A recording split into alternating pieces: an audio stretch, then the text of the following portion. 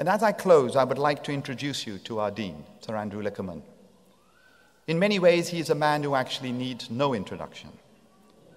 Andrew has been our Dean for 6 years and is responsible for much of our incredible growth and strength as an institution. And many of you may not know that Andrew has actually been associated with the school for more than 40 of its 50 years. He first joined the school as a professor of accounting in 1974 and was instrumental in developing the school's executive MBA program in the 1980s. As Dean, he has helped lead our transformational journey, and he has managed this with extraordinary determination and enthusiasm, and it is an absolute privilege and a joy to introduce him to all of you. Thank you very much.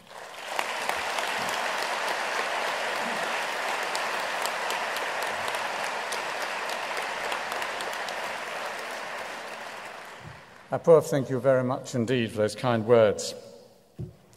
Well, it's over. It's over.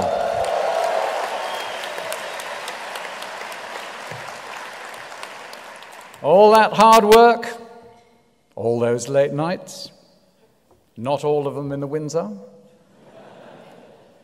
For those who are relatives and guests of our congregating class, I should explain that the Windsor is the famous Windsor Library, where students study often late into the night. And you did it. And here we are to mark that in one of the world's great concert halls. What a performance. And all of us here to celebrate with you. But also to all you family and friends, I offer a most warm welcome. Make no mistake, you are a very important part of today. I know it means an enormous amount to those about to come across the stage that you are here.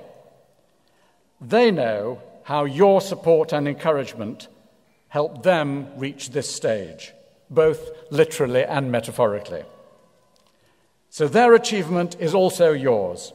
And coming here today, as I know you have from all over the world, is just the latest way in which that support has been shown. So I'd like to ask the students to stand and join me in applauding those who've supported them in getting them here today.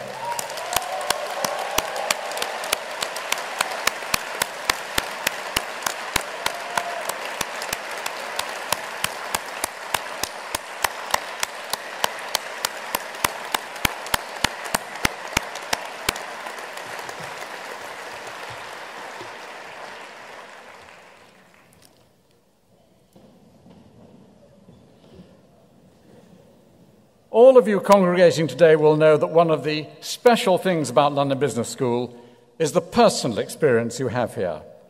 This comes from a combination of factors: the sense of intellectual and physical energy around the place, the diversity and caliber of fellow students, the global networks of which you are now part, and the incredible range of activities and events. Above all, we are comfortable as a global business school in London, a city which is itself so global. And we're proud of the fact that our faculty come from more than 30 countries, our staff from more than 60, our student body from more than 100, and we have alumni in every corner of the world. That same excitement also applies to our attitudes to development of the application of technology in general and digital learning in particular. And since it's a subject of such interest to all those in education, I'd just like, if I may, to say a word about that. Technology offers a great opportunity in the quality of personal learning, and we're excited about what is possible. So we're starting to use it increasingly to enhance the learning process, before, during, and after classroom sessions. And indeed, we've appointed a Dean of Digital Learning to help us do so. I know we have a very enthusiastic young member. I agree with you. We know that some business schools are going further in substituting online learning for the bringing of people together to learn. Our aim, in contrast, is to enhance what we provide and maximize the opportunities that bringing students together can offer. There are several reasons for this. First, there's the quality and diversity of fellow students in our case from all over the globe, which involves peer interaction. We are involved in a highly personal form of learning, not the transfer of information, for which online learning is indeed particularly appropriate. Then there's the quality and variety of what goes on outside the classroom, in the variety of student-led clubs and other extracurricular activities, not all of them in the Windsor Library. Then there's also what London has to offer as a city, through not only as a city, but through all the experiential elements which are increasingly part of the educational journey, which I'm afraid today includes getting here despite the tube strike. Finally, there are the lifelong networks built within each class and for the community as a whole. That's why coming here is so much more than coming to a classroom. We are committed to using technology to the full to help the learning process. We're also committed to using technology to maintain better contact with you as alumni over the years.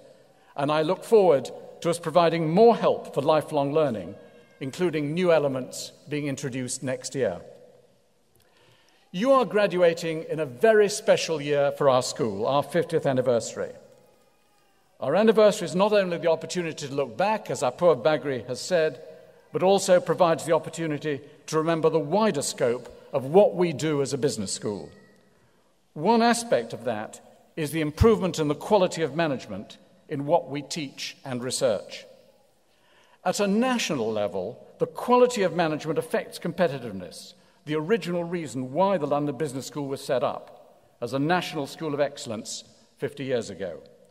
Greater competitiveness is essential for creating national prosperity. At the level of the individual organisation, it is also the source of new jobs.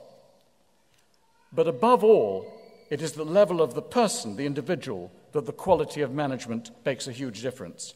Many people in this room will have experienced the waste of human talent in poorly managed organisations and the contrast to those where good management enables people to use their talents to the full. Good management is also crucial in the quality of public services, and many of our graduates are active in leading or helping those who lead public and not-for-profit organisations. I'm particularly proud that we currently have 2 alumni who are members of the UK Cabinet.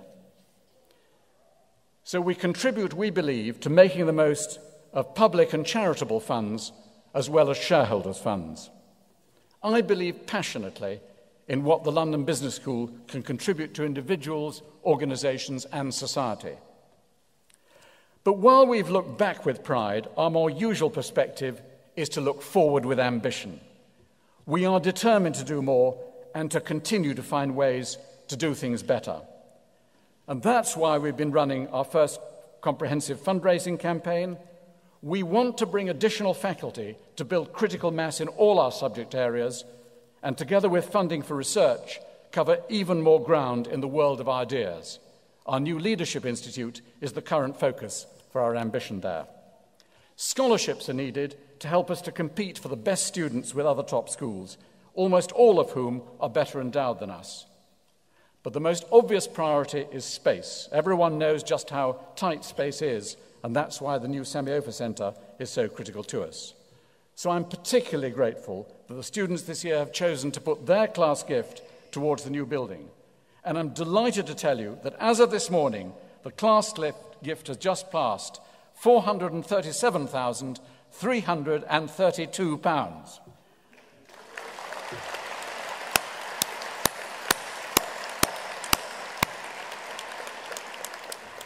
You've heard I'm an accountant, so I wanted to give you the precise number. Particularly highlights are the record-breaking 82% participation from the Sloan class and the highest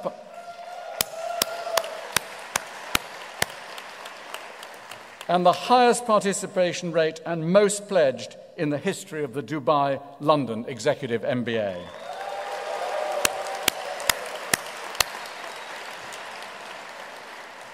Thank you so much on behalf of the generations of students to come who will find it easier to get a seminar room. And more good news, if you haven't contributed yet, there's still time to the end of the month. Finally, every day I'm thrilled to see press cuttings full of stories about our alumni from all over the world. Some are leading global corporations, others are starting their own enterprises, and many of them are using the networks they developed here at the school. Graduates of the Sloan and Executive MBA programs have distinguished themselves in so many ways over the years, and now the MIMs are making their way. I'm beginning to get news of them too. Earlier this week, I had 2 MIMs in my office telling me about the company they founded after leaving the program and have just sold to a US competitor.